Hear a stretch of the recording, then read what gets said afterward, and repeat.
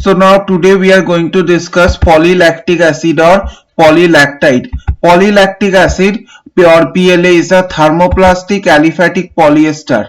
What does the meaning of thermoplastic? Thermoplastic is a class of polymer that can be softened through heating and then can be processed using methods such as extrusion, inject molding, thermoforming and blow molding. So in a word, thermoplastic means they can be softened by heating.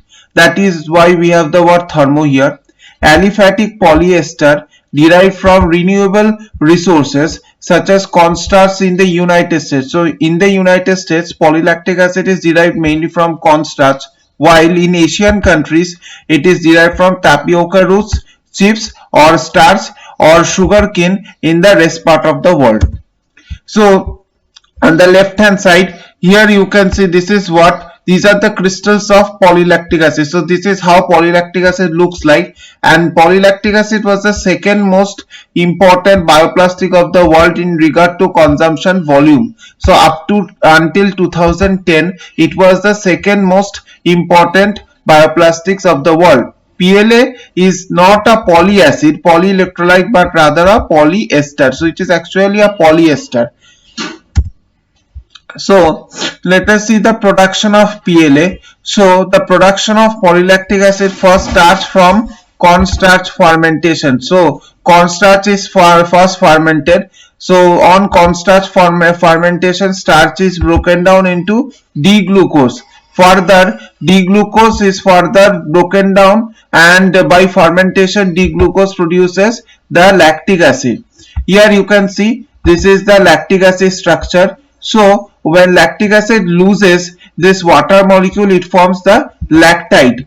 Okay, and the lactide by ring opening polymerization. That means the ring opens here on one side and here on the other side. So the by lactide on ring opening polymerization produces polylactic acid.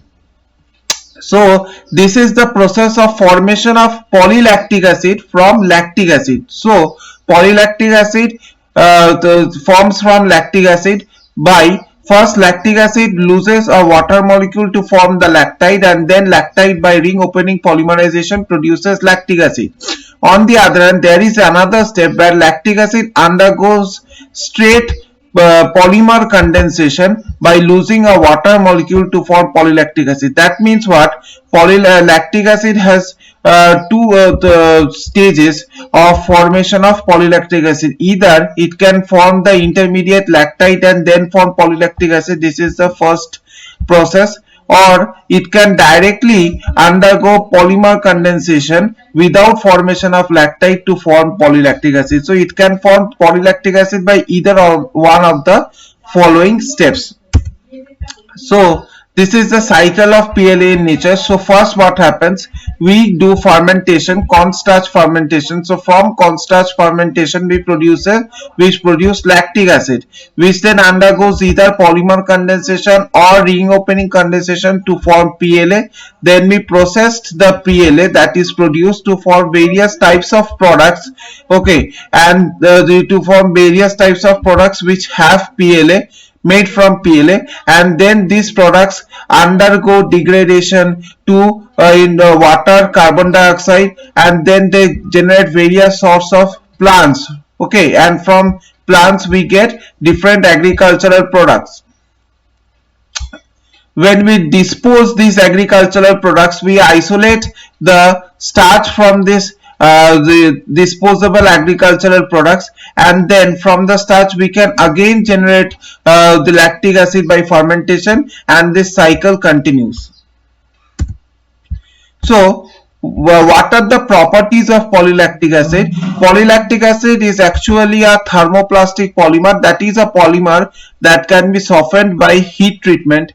So PLA polymers range from amorphous glassy polymer to semi-crystalline and highly crystalline polymer with glass transition temperature of 60 to 65 degrees Celsius and melting temperature of 130 to 180 degrees Celsius. That means it has a glass transition temperature of around 60 to 65 and melting temperature of around 130 to 180 degrees Celsius.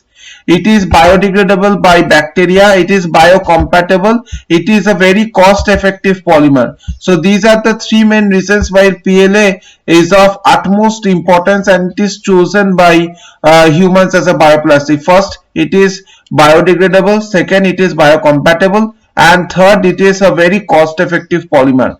And this material is also a non-Newtonian pseudoplastic fluid. Non-Newtonian means a fluid whose viscosity will change depending on the stress that we apply. So what are the application of PLA? So number one, the most important application of PLA is in 3D printing. So here you can see these are the 3D printing filaments, and these are the 3D printed human skull with data from computed tomography. It is actually transparent the polylactic acid. So it is the most important application of PLA is in 3D printing.